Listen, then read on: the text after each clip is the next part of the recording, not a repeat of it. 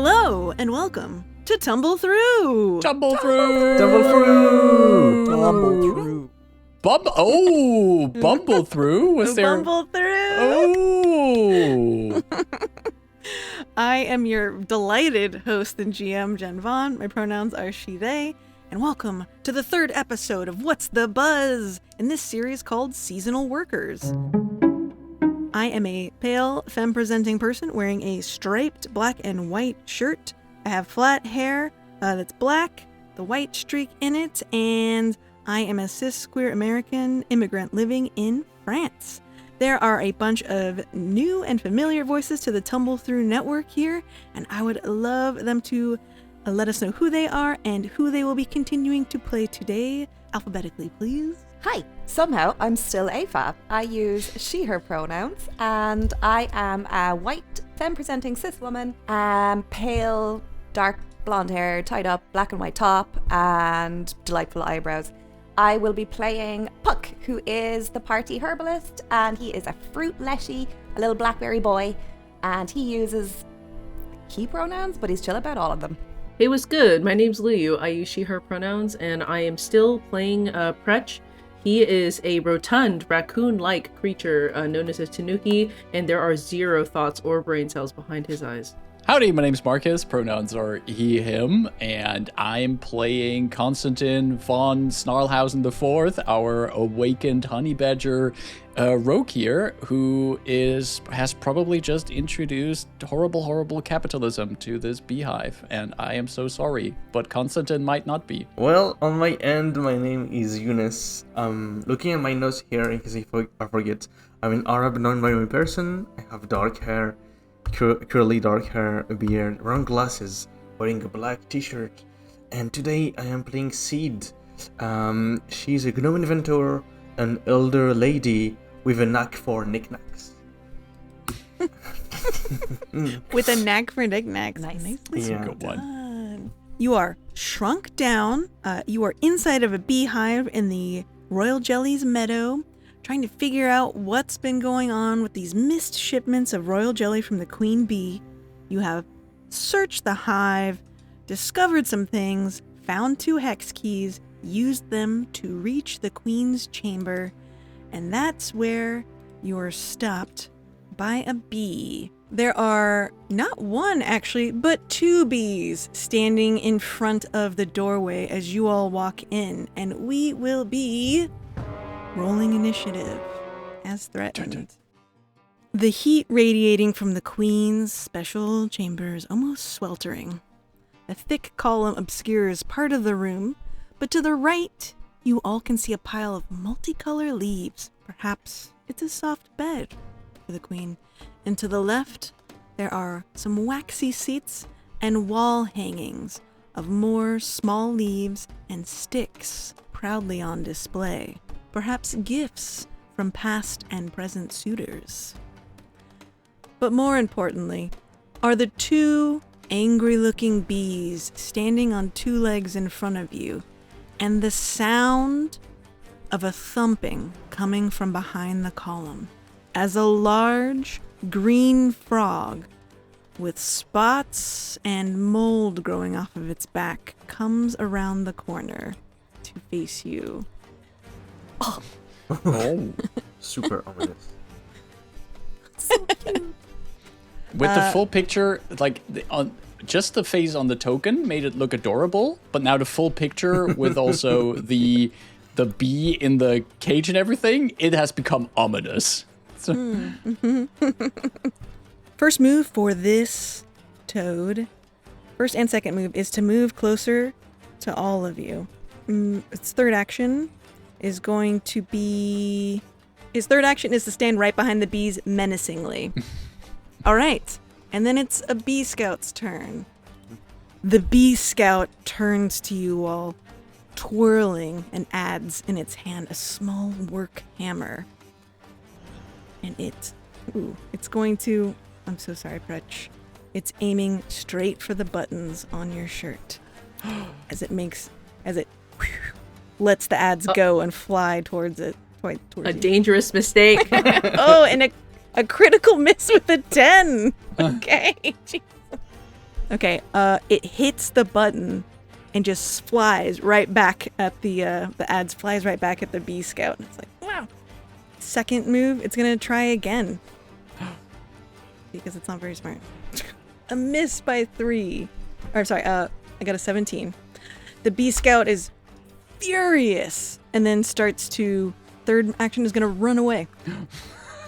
Fair enough. Fair enough. All right, Pratchett, is actually your turn. Okay. I cast Summon Nephews. What? What? What?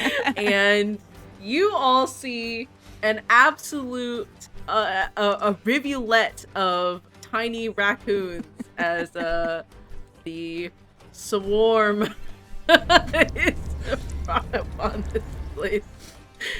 Hop, hop, hop, hop. Hello. I Incredible. love it so I much. just love the way you said I cast summon nephews.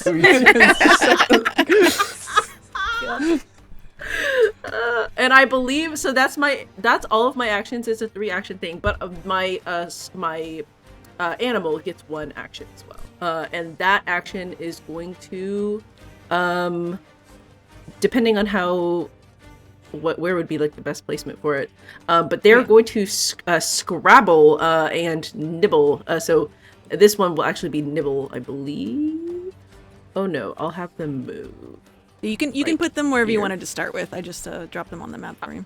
No worries. Like here, I think it should be able to get both. Scrabbling swarm. The raccoons clamber over the creatures in their space. Each such creature must succeed a DC 17 reflex save or become clumsy 1, as long as it remains in the swarm's space. The frog gets a 21. So it's still able to move, but it has many nephews clinging to it. Okay. The frog is. Does anyone have speak with animals? Or Constantine can totally speak with all the animals. No, he can't. He can't, no. totally? Oh. I didn't even know. It's a frog, Jen! Next up is the other bee scout, and it's going to run over and target Sidonia. So first action is to move. Second action is to, it's going to twirl one of its adds around its little work hammer and then target Sidonia as it flies out of its hand. And 16. These bees aren't good with these adds, as that's a miss. Second action, it's going to do the same thing, though. I'm going to roll with map and miss for 12. Can't touch me. Are you doing the dancing in time with the beat again? Absolutely. Like a bee.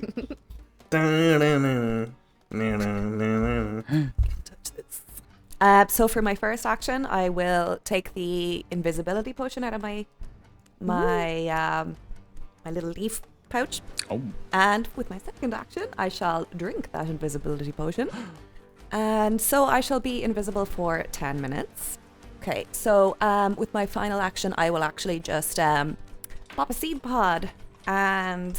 You had Puck drink the invisibility potion, right? Is it just Oh, yeah. regular? Is it just regular invisibility? Yeah, Because do if that you- last then, because as soon as you attack somebody, it goes away. Yeah. So if we just That's mix a- around to thank turn you or for a little, that that if you do the attack first and then do the drinking, that might be more what you're So looking I'll send a seed pod out at the the lower B. The other one is marked. lower B. You can Yeah, hit. What did What you did roll? you get? 21. Where does this seed pot hit this bee? Ended up being quite a small bee because he's real small anyway. So he has to fire upwards at everybody, and this is gonna just get that bee right under the chin. Nice. Okay. Oh my god. Will I roll damage? Listen, 1. 1 damage is 1 damage. And then with that, he will drink his invisibility potion and vanish from sight. Sweet. Constantine, it is your turn. Yes, Konstantin sees these bees here. Before I do anything else on my turn, these bee scouts that's been fighting with us, would I notice anything peculiar about them, or would I have to spend an action to find out anything peculiar about them? Yeah, I think you have to. With my, Oh, but you have bee. Don't you have bee lore specifically? I wish I had. It Like, would be so it's not fitting in for my there? character. I don't have bee lore. I have. Underworld. For some reason, I'm of underworld lore. You know what? But I don't. You could roll underworld, or you could roll nature. Nature. Yeah. So I'm going to roll nature to see what's the deal with these bees, and that's a 27 that I got. Yep. Okay.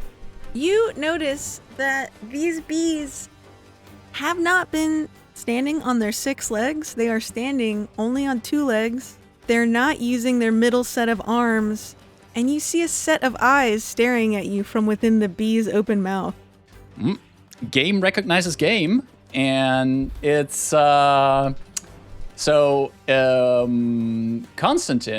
notices that something is up here. Is that would you consider this one of my actions that I used for on my turn? No, it's this fine. is You one can of my go. 3 It's a one shot. Go ahead. Oh, perfect. All right. First of all, I want to keep my swarm out, which is the swarm is out, represented by the big Beestensten attack token on the map. And I have to use 1 action per turn to sustain it, so it stays out. So I'm going to do that. But as I sustain it, I also am allowed to move it. And it can move into other creatures' spaces. So this swarm here is going to gracefully swarm into the space of this quotation marks bee scout. And as it does so, I'm going to use my second action to command my swarm to use its bite and sting action, which means every creature within the space of my swarm, which is currently only that quotation marks bee scout, has to make a reflex save or has to make a basic reflex save. So just a reflex save, and depending on the result, it's going to take damage. Got a 22 for that bee scout, in quotes. That is a success, so it only has to take half of what I'm rolling. It takes 2 points of poison damage. Only takes half, doesn't have to take the full damage. And then I still have 1 action left. I actually, these bees are swarming over the pretender bee, like starting to sting it and everything. I want to use my 3rd action for my pyre and sting. So now these bees are going to go really dig in, like really sting again with all of their poison. And I need that poor bee scout to give me a fortitude save. Got a 23. So it does succeed. So that means it does not take any persistent damage or the likes, but the bees are out there swarming and they're dealing with this wannabe bee. And that's Konstantin's turn. Over to Sidonia. Well, Sidonia is going to start pulling up a very simple battery, the one you'd put into a TV remote in our world, the one with like a plus and a minus, and just say, "Don't do this at home," and bite into it and use a spell, a spell called Electric Arc, to target 2 creatures and do damage to them in a 30 feet radius. And I'm going to target the one that was hostile to me and the big frog, who shouldn't be here. So I believe it's that one and that one. Okay, whoa. So the toad got a critical success of 28, and No. the bee, in quote scouts, also got a 28. I don't know what. They're only good at offense. I mean defense. Unfortunately, in this case means, because this was a so-called basic save, if they make a critical success, they don't take any damage from it. So I just ate a battery cell for fun. That's still an amazing description for an Yeah. electric arc, just biting into a battery. I sorry. love that. You do have one more move Excellent. though. Also, Yeah, I have other actions. So after taking this snack, I'm going to press a button on my shoes that are going to well, I don't have a word in English for that, but unspring, a spring, I guess. unspoil maybe or unspring. yeah, sorry. Unspoil a spring. Okay, interesting choice of word here. And I'm going to use my class action. Interesting. After speaking about capitalism, my class action, explosive leap, to move 30 feet somewhere on the map. Here I go. You just launch yourself in the air with Absolutely. those, with the. Launching myself in the air, doing a quick rotation, and landing almost perfectly, and be like, well, I shouldn't have done that right after eating a battery cell, but I'm still doing it. That's fantastic. And that's my Great job, turn. I've done absolutely nothing. Lovely. This toad its eyes are like wildly looking around, and it is not having a good time. It's not damaged, but it's covered in nephews or raccoons, chittering, sort of grabbing on parts of its body it doesn't want people to touch. So its first and second move is to move as far away as possible, going back towards behind the column, in which no one can see yet, but there you hear the sound of buzzing coming from behind. You get this urgent feeling that someone important and multiple bees are back there. In its third action, it's actually going to hide behind this column. The next one is the bee scout, and it is going to run away as well. And it's heading over, and you can hear it speaking in common. It's just saying like, "What? Not supposed to be like this. Not supposed to be like this." And that is now Pretch's turn. Interesting. So this will actually change what Pretch will do because I no longer have a line of sight. He'll take his first action to sustain nephews, and he'll I guess he's got to move. Well. If you Yeah, also if you sustain your nephews, they also get 2 actions that you can use on them.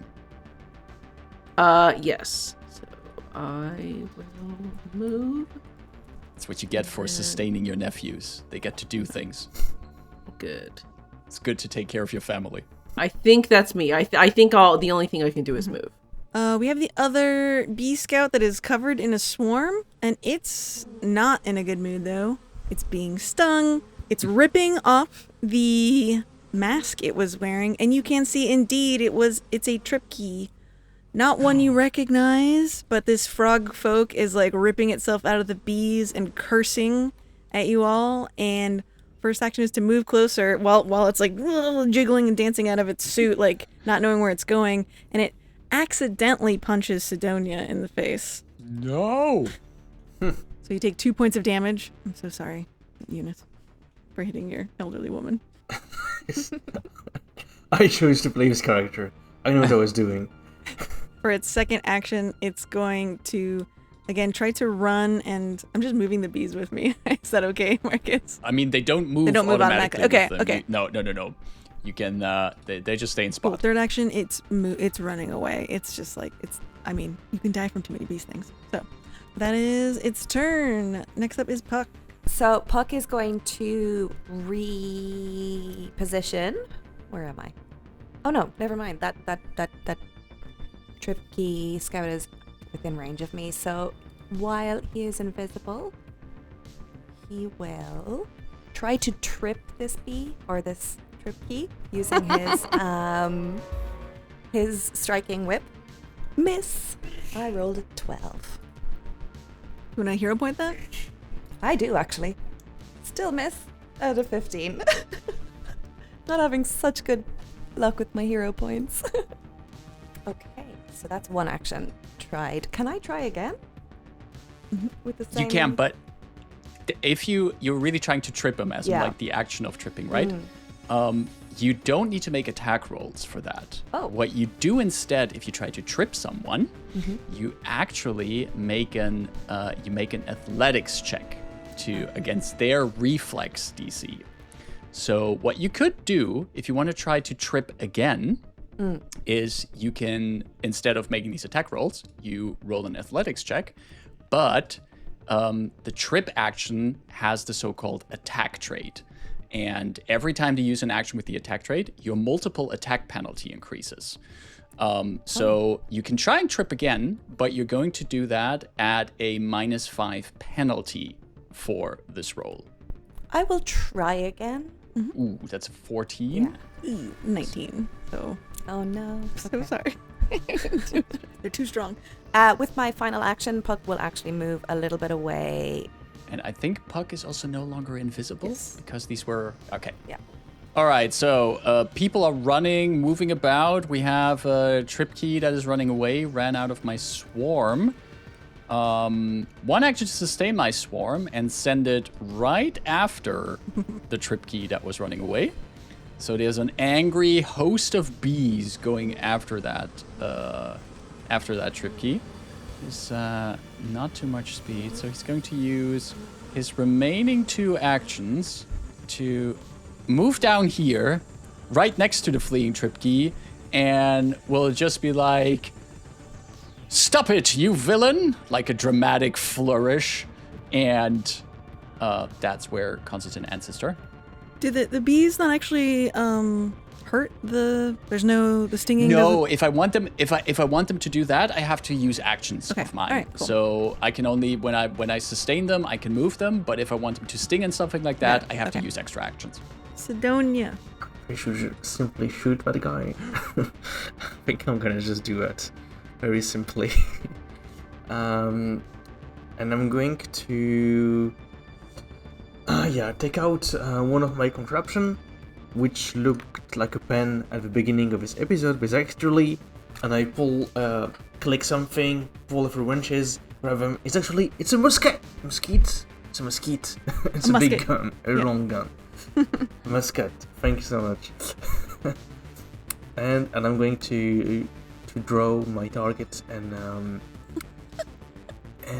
shoot that the Tripkey Scout, sorry. That's 20 feet next to me, this one, right? Okay. That's great. 13 does not hit the AC of this bee scout. So poof, you like hit the shoulder and it sort of gets nestled in the costume and doesn't actually strike the bee. If I want to speak to this scouts, to take an action. You could talk like it's like supposed to be like 6 seconds. You could also hero point this as well. Oh, that's a good idea, actually. Let me use a hero point and reroll the attack roll. Okay. Where do you hit this scout? this... I would hit it on the leg, so the impact makes it harder to move. The bee scout is like, Course. oh, ow! As you hear a comment coming out of it. You said you wanted to talk. I'm just going to shout at it. I'm gonna say, I have others. Drop your weapons. The Tripkey's, or the scout, but it's got his hands up, like and it's like scratching at its face though, because the bees are still touching it a lot and bothering it. That's my turn, yeah. Frog is going to... We thought it was hiding before, but it was actually running around the column scared. So its first move is to continue running. Second action, continue running. Its third action, going to shoot out its tongue as it's running by you, like hopping, and smack you in the face. Oh no! Let's see a try. Does a 23 does a hit? 23 hit? Well, it does. You take 1d persistent poison damage as some fungus from this toad's tongue start to Oh, no. pop up on Constantine's the little bit of skin you actually have showing, No. little bit of fur you have showing. The other scout is going to delay their turn, so we'll go to Pyxx. It is still talking furiously to this queen bee inside the cage. The frog is continuing to run around. Do I imagine that it will continue to run around? Like if I stay put, I'll eventually just see it again? You could, yes. Panic mode. He will wait. He'll definitely sustain, summon animal, keep up, sustain the nephews. You know what he's going to do? If you will allow me, if my nephews count as one creature for the purposes of this. They're a swarm, yes. Yes, I can cast invisibility on them, and because I've already sustained, they have 2 move actions. I could get them pretty close to the queen's cage. Does that sound reasonable? Yeah, do it. And I will do it, and then they will do, and they are invisible. Okay. Pretch will simply wait. Yeah, they hear the scout talking to the queen. The queen is like shaking the bars and of this leaf cage that she's stuck in that looks like it's put together with sticks, leaves, and toad spit. And she's like, whoa, like trying to pull really hard. And the scout has their hands up, flipped back their costume head, and it is yet another trip key. One you would recognize. I don't know if your nephews would recognize though. Oh, that's my turn. This other scout is going to... Okay, Constantine's right there. Sidonia just shot them, so they are going to be aiming at Sidonia now. They are going to take out one of their darts and try to lodge it between the eyes. Concerning. Does a 22 hit? Yes. Concerning. But Okay, I'm so sorry. no respect for all the Golem ladies these days, as I was saying before. Wrongfully, but rightfully this time. Mm-hmm. It's gonna then go back to Constantine and hit him with a dart as well while we're out here. I'm gonna take my map for 23 to hit. That still does hit, yeah. I'm gonna give you 5 points of damage. Oof, the hit comes in. The scout is actually gonna try to climb on top of the frog and catch a ride. Ooh. All right, Puck, it is your turn. Okay.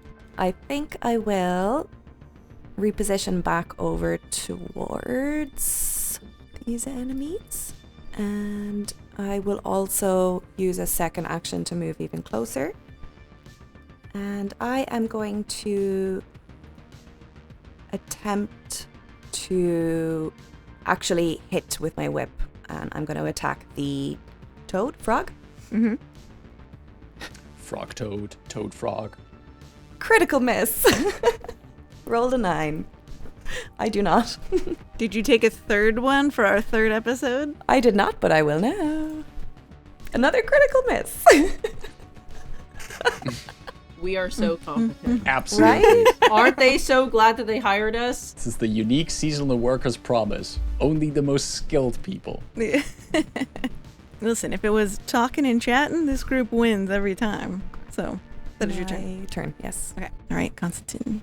All right. There's a big toad next to Constantine. I would at first like to see if I can perform a little feint. Not F-A-I-N-T, but F-E-I-N-T. So performing a little feint, a little flourish to distract as I whip out my poly tool, which looks like an oversized Swiss Army knife. But as I press a button, there's this ceramic carved blade that pops out, and I like very dramatically present it towards the toad to see if that is somewhat distracting. So that's my first action, which means I will have to make a deception check against the toad's perception DC. So I'm going to roll deception. That's a 27, and its perception DC is just 10 plus its perception bonus. That's 22. So, you got it. 22, so I still succeed. So that means the toad is off guard against the next melee attack I make, which not just means in my case that its AC is lowered, but if I hit, my sneak attack also applies against it. So how about my second action will then be trying to hit it with my +1 striking poly tool. Let's see what happens. Rolling. That's a 12, but I have hero points, so I'm going to use one to reroll. Welcome to the It's club. a 14. That is not going to hit. I have a feeling that Jen is going to tell me it's not going to hit. You know, a 14 hits. Off guard, 14 hits. Okay, I'm going to roll the damage then, which also means my sneak attack applies in this case. That's a total of 11 points of bludgeoning damage. Turning this frog into pate. Okay. Oh, now I feel bad for the Frog. toad? Frog? And as my third action, I'm going to sustain my swarm of bees, and I'm just gonna have it, you know what? I'm gonna have it move right up on the toad. It's like just circling all around the toad. Evil. Yeah. That ends my turn. And also, that means the persistent damage is going to apply. 5 points of damage. Horrible. I'm at 25 hit points at this point, but I'm going to try if I recover from that. But that's a critical failure. I do not recover from the persistent damage. Sidonia, knock it out of the park. My turn. I'm going to reuse the explosion I used before, the explosive leap, to just go over all this nasty fight and straight up go to the interesting part, which is a conversation. You recognize Surza as the Tripkey, the costumer that was helping you all at the beginning in her bee costume. And I just say to him, dude, it's over. We're here. Surza turns.